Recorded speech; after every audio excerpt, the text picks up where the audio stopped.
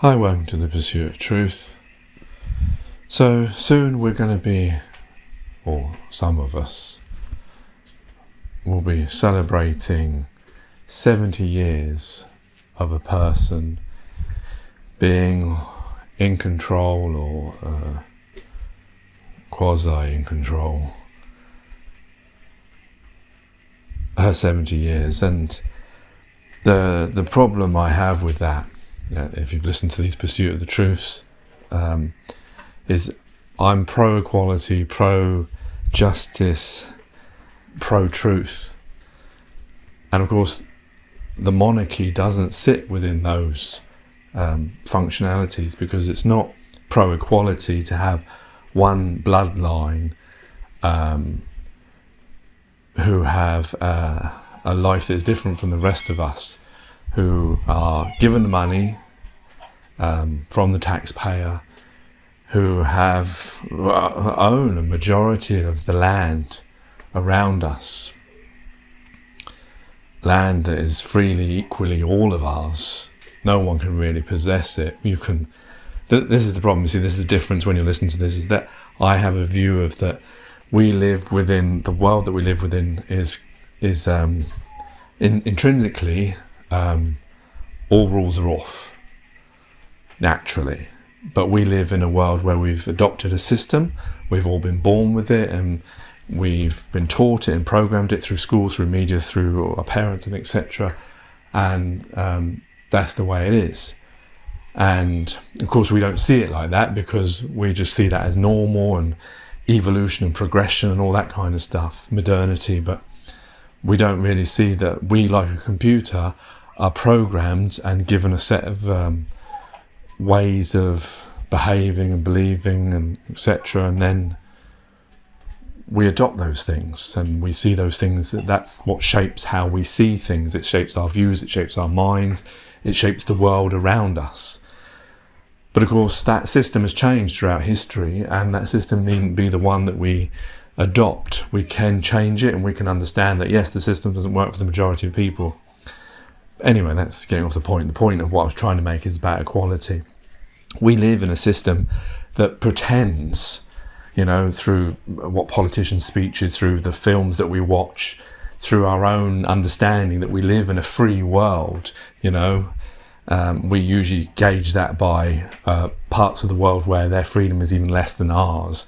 And yes, then that looks like we live in a free world, but we don't live in a free world, because we have to have pieces of paper, we have to have documents, we have to sign things, we have to have money and all these types of things to be able to go to bits of places around the world that we found ourselves upon that is equally each of ours. And it's only because thousands of years ago people came up with the idea that we're going to cut bits up and say this is mine, and put a flag on it and call it this, and then etc., and move around and disperse the original people that were there and take over bits of land and do all sorts of nefarious things that we look back now as like, that's ghastly what was done, in the forms of slavery, in the forms of what was done to the Aborigines, what was done to the people that were in the Americas, all these things that have happened, the colonialism of the world, from Spain, from Portugal, from England,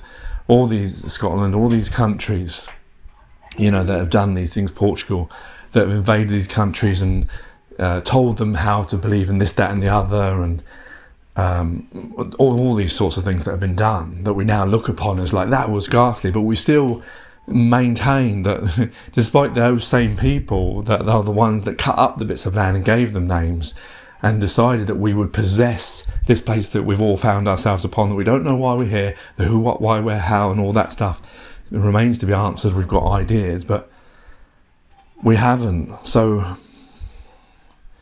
But we've kept the fact that we're going to then divide ourselves, rather than thinking, wait a minute, if they were wrong about so many things, these people before us, about how we treat each other, by the colour of our skin, by all these other things, dividing us into different castes and creeds and peoples and nations, whereas we're actually fundamentally, intrinsically one thing, human beings. That is what we are.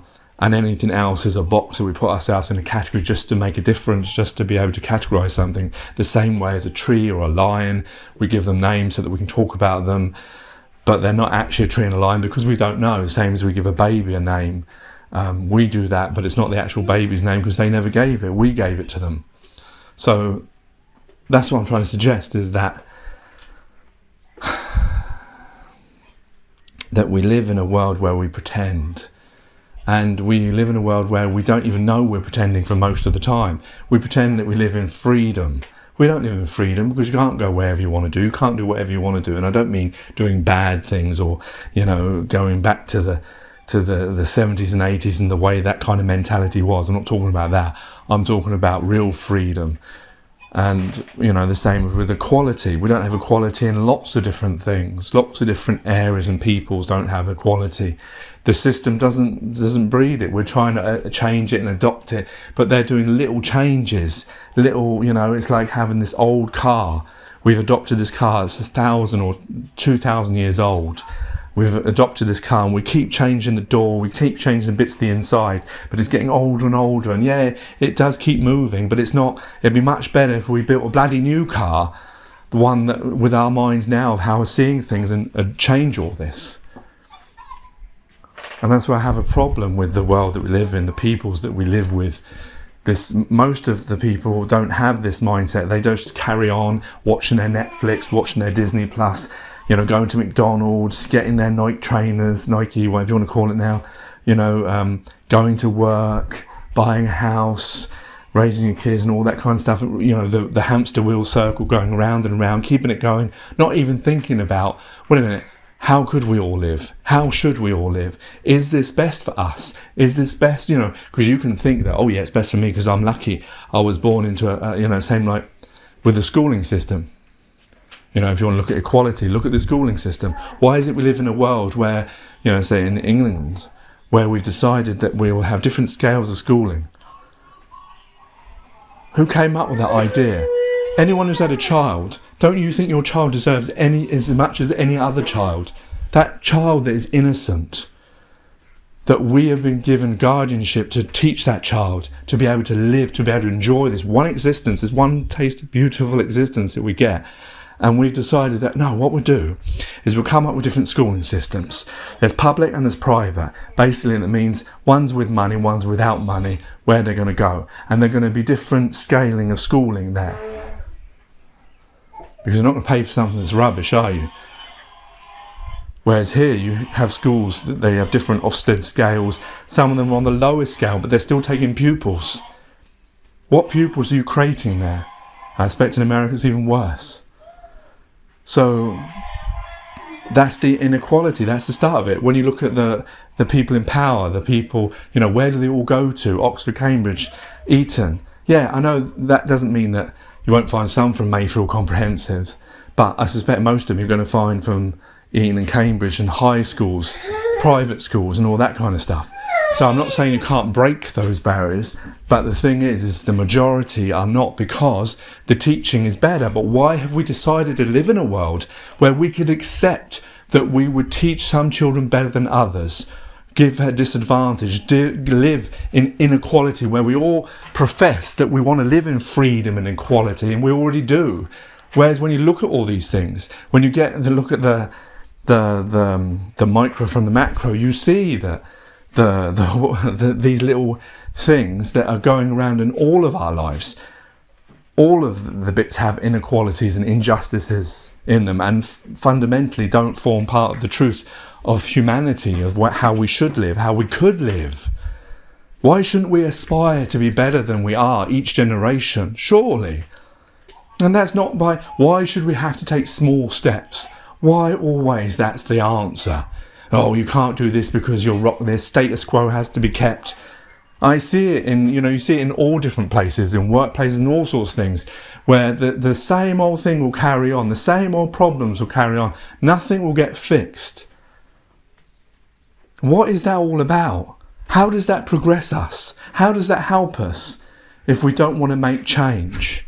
When we know, you may be lucky you're born in England and you were born with middle class parents or whatever, and you've got all these things.